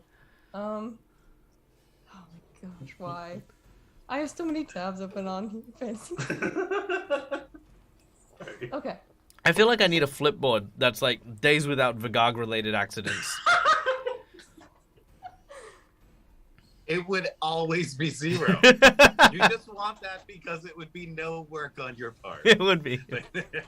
I would just need to make one image and that would be it. That's done. Okay. Let's see. Uh, Alright. Well, seeing that Argento was back, as is Reinhardt, kind of looking between them, I'm gonna look to Argento, embracing them, close to them. What should I help with first? Just like, which direction should I be looking in? I'm trusting y'all with this real quick. I would say help with. I would normally have said help with the vampire, but now I'm definitely help with the stalker. Definitely the stalker. Oh, are they agreeing with that too? Well, that's what Reinhardt says. Oh, okay. Reinhardt says, I "This kinda thing! My God!" like, that's fair. You know what? That's very fair. Okay. Let's see. I'm guessing it's at least a physical creature. If it's been attacked. I saw it get attacked, right? Yeah, it's still got the Yeah. sheet covering it. Yeah, it's still got the sheet covering it. Alright. Okay. I'm going to raise my hand, and bonus action I'm going to summon my spiritual weapon. And it is still the form of a scythe, but as I kind of look at this, not understanding fully what it is, but understanding that it's like a massing or something, I just want to almost executioner style swing it downwards as if it's like trying to get it to rust. Okay. Summon it. You summon your Okay. spiritual weapon, which is what exactly? It at this point it's almost permanently taking the form of a scythe. There we go. Done. Yeah, there it is. yeah, All right. nice. Make your attack with the scythe. Will do. Okay, like that. And I put it on combat tracker or in the map. Which you prefer? Drop it on either or, whichever is better. It works for either. Hmm? Okay, perfect. Let me try that. And then we will be back at the top of the initiative with Bray. All right. And I had cast it at what level? I had cast it at third level. So that's going to be another D8. This is force damage. So I just kind of bring it down, almost like just slice all the way downwards, I just bring my hand down and one more D8. I think this is the D8. Yeah. I don't think it worked. I'm just gonna throw it here. Not wanting to help me. Fancy Grouse doesn't always like me. Thanks, Fancy Grouse. One more time. You're doing wonderfully, Fancy Grouse. I just need you to know that. There you go, bud. There we go. 3 points of damage. All right. Yeah.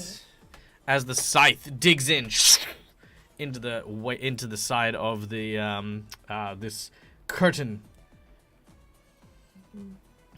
Is that everything? Once I do that, I'm gonna kind of just sort of stand in the doorway, seeing that it does have good range of both of them. Just bring the scythe backwards a bit, and kind of having that symbol of like death towards this creature connected to an undead creature, kind of draw attention to myself. Oh, okay. So you're presenting the holy symbol towards the vampires. Unfortunately, I don't have a holy symbol anymore, but I'm presenting the scythe as a symbol of like what I. Oh, that'll work. Yeah. That'll work. Okay. Sorry, she needs to make a wisdom save. Let's see how this goes. Unnatural 20. That is enough. She hisses as she sees the symbol and finds that the appearance of it repugnant. She will have difficulty trying to approach you. Bray, it is your turn. Oh boy. So now that he has to deal with the overflowing emotions that's actually her,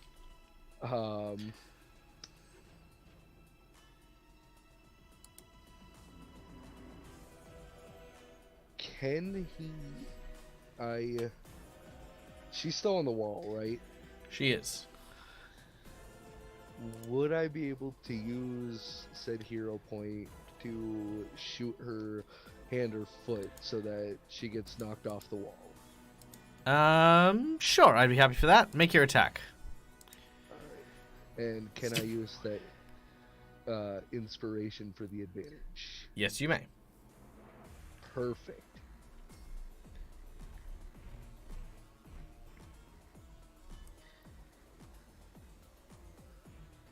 That'll Nice. hit. Deal your damage. And Argento, I'm going to offer you something.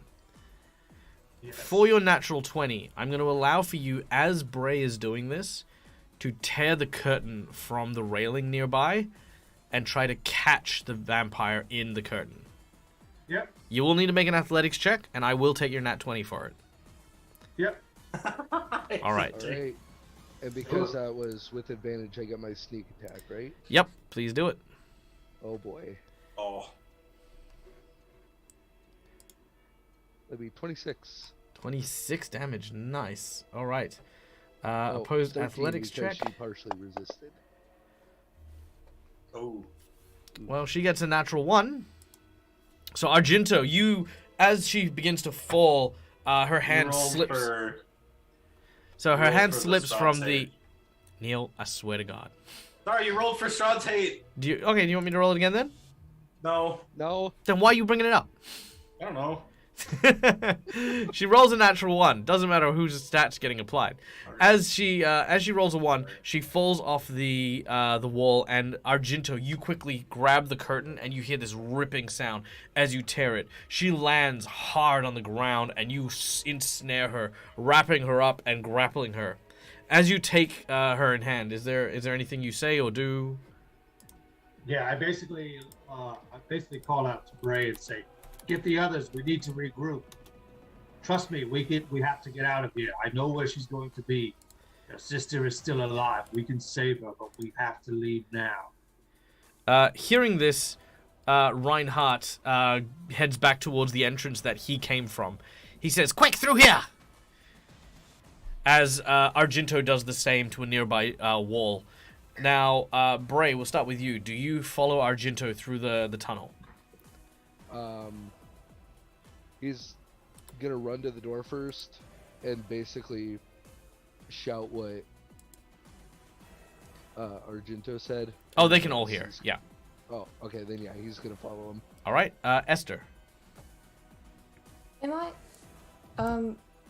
am I able to see both my Argenta before they leave, or Yes, when yes, do I you have can. time to react? You can see them. Okay. I'm just gonna yell to Argenta because I think I'll follow them for this. And I just kind of, with a not very strong, I try to hold out the Warhammer. Just for one, making sure this is Argento. Just gotta check. Two, just like saying I have this. You can throw it at Argento if you like. You throw it and almost like Thor's hammer I it. don't trust Esther. I gotta say, I don't trust Esther's strength to make it very far. It's fine. Gotta say. It's fine. It's fine. It's mostly because it's 11 So, o'clock well, and Kyle's gotta keep going, leave. So as the Keep hammer going. flies Keep across the going, then. room, Argento catches hold of it, almost as if it was drawn to him. Now, Ipselis, do you follow? Yay or nay? Head into the room with the fire. No, the side room that Sir Reinhardt's leading you to. I have learned, as much as I don't care for Reinhardt, I have learned to trust his instincts in this castle. So, absolutely, and I will do what I can to try to help protect us from this monstrosity under the curtain. The creature is trying to slash at you, and Ipselis, you manage to get your club to like just smack away its hand as it tries to make the attack of opportunity. You all quickly make your way in, and the beast strikes at the wall. Now, as this happens, and you guys make your way into the subspaces between the walls of Castle Ravenloft, Vagag, you were on fire, and you were there. And as you do so, there is a moment where the doors suddenly seal all around you. The curtains open. And standing behind you is the tall, impressive, and angry visage of Strahd. Oh my god! Oh no!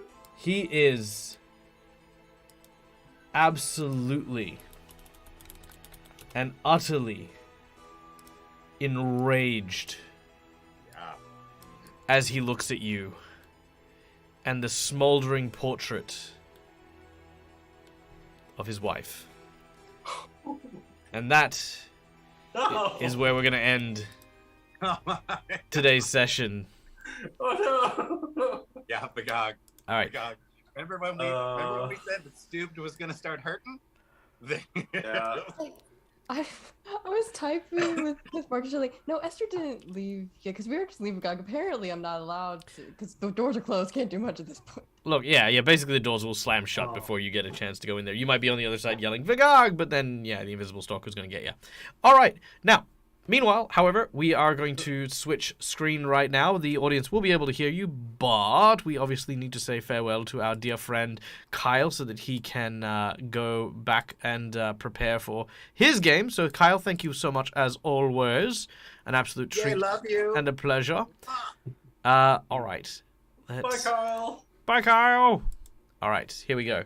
Now, I'm going to try this again. I think I figured out what I've been doing wrong this whole time with the credit reel. So bear with me. Wait, I think I fixed it. No. Yeah! So Oh. close, so close. Okay. All right. Yes! Yeah! I think I did it. Hey. You just made Yay! the- Yay. Feels- All right, hold on. Let me just refresh it, and then it might actually have worked. Has it worked? Have I got a credit reel? Maybe. Who knows? We'll find out in a second. All right. Well, yes. So thank you to my wonderful players. Thank you to my audience for joining us today. Yeah, there it is. Look at that. Isn't that pretty? Oh, yay. It's working.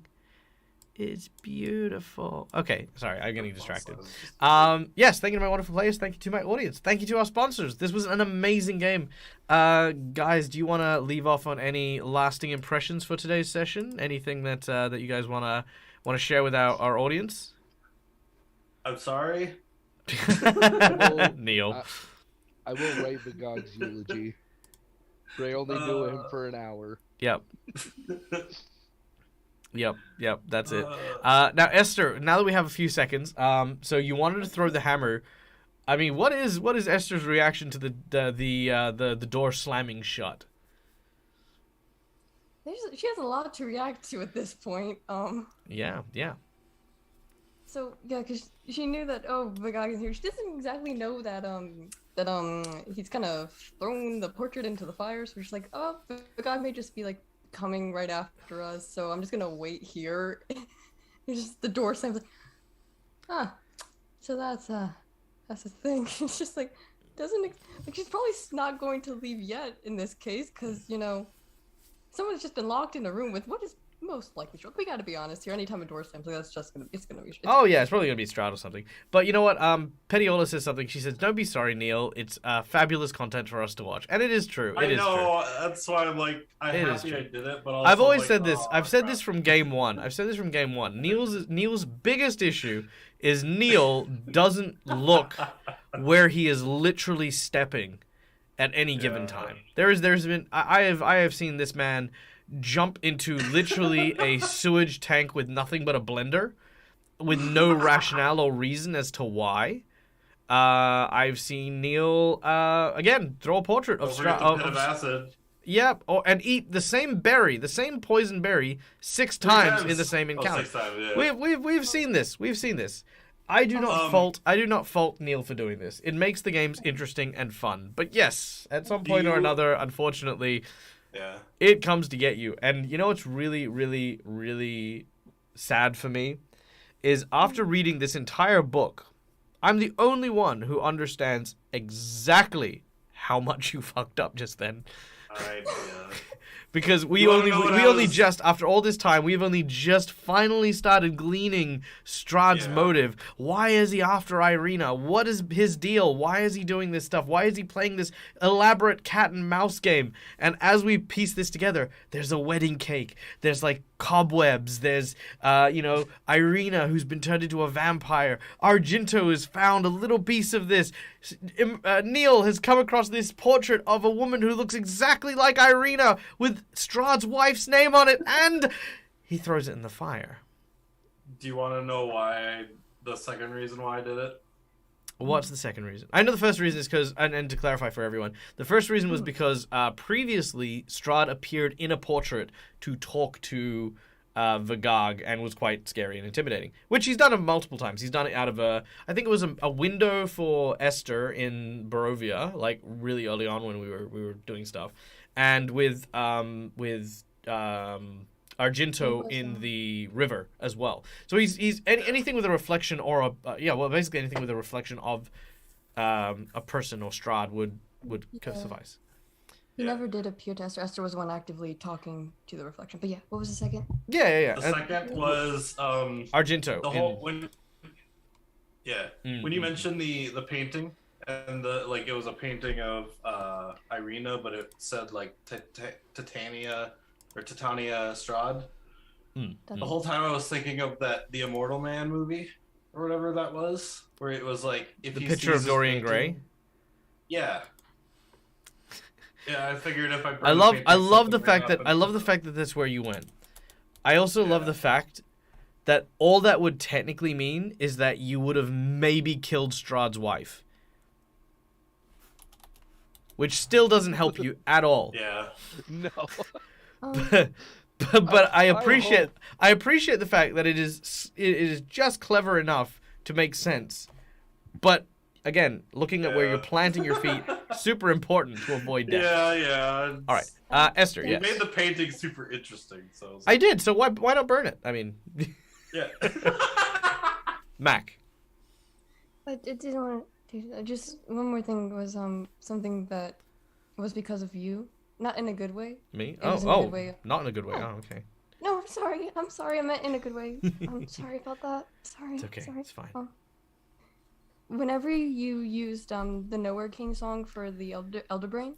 Oh yeah. That introduced me to the entirety of Center World, and I really loved all the songs, Center especially World. the lullabies. I love It's Center so good. Center World, But so I fell in good. love with Ryder's lullaby and the last lullaby specifically. So the both times that Esther has used her scythe as like a symbol of like rest, like one with the Dracolich and now with the Strahd's hate, it has been because I'm trying to emulate the last lullaby. That's pretty cool. Scene. That's pretty cool. What about yourself, Argento? Another return to form. Got to have that cool Yes. hero scene where you saved Reinhard from the three-headed Cerberus, and then managed to work together with Bray and capture the vampiric Irina. Very good. Very fun. I think, to be honest, one of my favorite scenes was with Webfoot. Oh Really yeah, bad that for was, Yeah. that was really cute. I That's loved actually- that. That was so touching, and I love the fact that Yeah. because I think Argento, early Argento, wouldn't have taken being attacked lightly. Like it's clearly you're ready to die, you know. Yeah. But in this one, like having him be stabbed and bitten and stuff like that, but still like offer that bit of kindness. It's like, I mean, for me, that's just a huge growth thing for Argento. Yes. Argento's understanding the difference between being someone bent by vengeance and bent by like duty or like a heroic purpose. So that was really cool. I do like the thing with Cyrus. It was very touching. It was really fun. And I think, again, yeah. yeah. Just that interaction. It was more of what really got me was when he was upset with his mom because it's like, well, Strahd took my mother from me, so I kind of have this kinship with this guy all of a sudden. It's really weird. It's well, he was that an enemy to begin with, but now it's kind of a What is it friendship. with characters and mothers?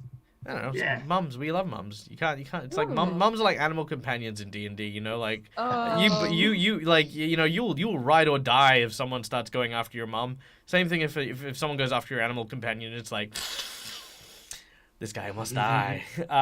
But another cool thing I thought was first of all, it was a big thank you to Ira Janasi because originally I had the scene with Cyrus, who kind of does a very reluctant like you know, he helps Argento a little bit because of the banana bread. But the secret menu item for today was actually having Cyrus entirely turn sides. So Cyrus is now an ally to the group. So Cyrus will actively help them what they're doing because of the relationship that he has now made with Argento, which I think is going to be very helpful while you're in the castle. So yeah, there you go. Bray, thoughts for today's session? There's a lot. There's a lot to They're unpack. there. That's why I left you last. I thought I'd give you some time to. Everyone knows Bray's secret now. Well, I think people God, had doesn't. a suspicion, but Argento's really the only Oh, person who sure. knows it now. Yeah, I mean, I'm sure. I mean, I would be actually surprised if nobody put the pieces together. Well, I mean, there are a number of things are different. related. Yeah, probably. there are a number of different things. Like you could have been lovers. You could have like, Right. you know, been That was true like in childhood a way. friends. You know what I mean? Like there's lots of different answers. But like Argento, I think is the only one who now has confirmation that Irina is related to Bray. Right. Which also Yeah. checks out given the reaction that you had to finding out about Ismark's fate as well. Yeah. So that was very cool. That was a nice little unveiling. What did you think about the scene where she was revealed? Actually terrifying. Like I was picturing it, and I'm like, oh no, I don't like that at all. Did Kill him really with well fire. with playing Oh, up wait. the dynamic of Bray, but trying to stay calm. You did really well with that. Mhm. Kill him with fire. Yeah, no, you guys did. You guys did absolutely amazing. And I'll give an extra point for someone who can. I'll give a hero point back to someone who can tell me. Actually, no, I'll even prove it. I'm gonna go back to the screen real quick. I know it's all broken and stuff. I will give a hero point to a person of your choice if you can tell me who Irina's scene, the entrance scene, which famous vampire it was based off. And the audience can answer this as well. What famous vampiress Oh, that was the Vampiress. inspiration for the opening scene of the of Irina today? The only thing I know can any think of famous is either from Blade or from the Underworld movies. Negative. I don't know about any. It is from vampires mythology. ones. It is from mythology. It's from a French mythos. Carl Eden. You can say it if you want, Mac.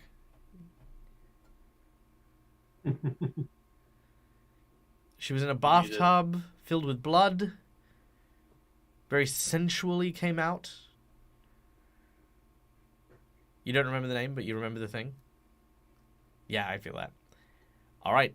Well, seems like we're gonna come to the end of this. So Does it start with a C? it does not start with a C. Hey, No. Petiola nails it in one. Oh, Elizabeth nice. Bathory, yes indeed. Oh my goodness. Elizabeth Bathory, Oh, Lady Bathory, Bathory. FYI. So get it. there you go. So Petiola, you can give a hero point to any of the players of your choice. Preferably someone who doesn't have a hero point, but yeah, there you go. But yeah, no, it was Lady Dimitrescu. It's not Lady Dimitrescu. I don't think she had a bath scene. Maybe she did. She's gonna move in I haven't- after we kill Strahd. Yeah, that's true. That's true. Yeah, so that's what this is what we're doing. If we do a season, if we do a quote unquote a season 2, we'll do Curse of Strahd, but it's just Get to meet Ethan Winters. Vigog needs it. All right, very well. Vigog, for some reason or another, you have won the hearts and minds Yes. of the audience, and likely you will need it in the coming Nice. battle. So thank you, Petiola, for donating to the cause and to helping keep our friend alive. All right. With that being said, guys, we have Nice. reached the end of today's session. Thank you so much for joining us. My name is Michael. I'm the Dead Aussie Gamer. This is my place. This is my face. You can find it here so many times during the week.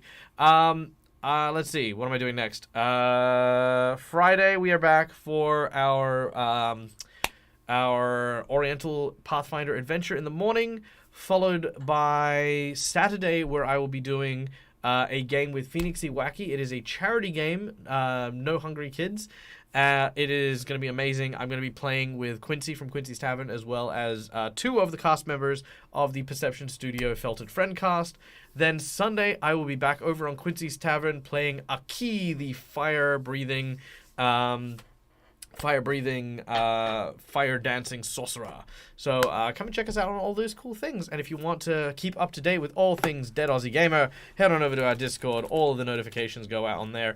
And thanks, guys. Till we meet again, as always, stay safe, stay wonderful, be good to each other, and as always, from me to you, game hard or die trying. Bye, guys. Bye.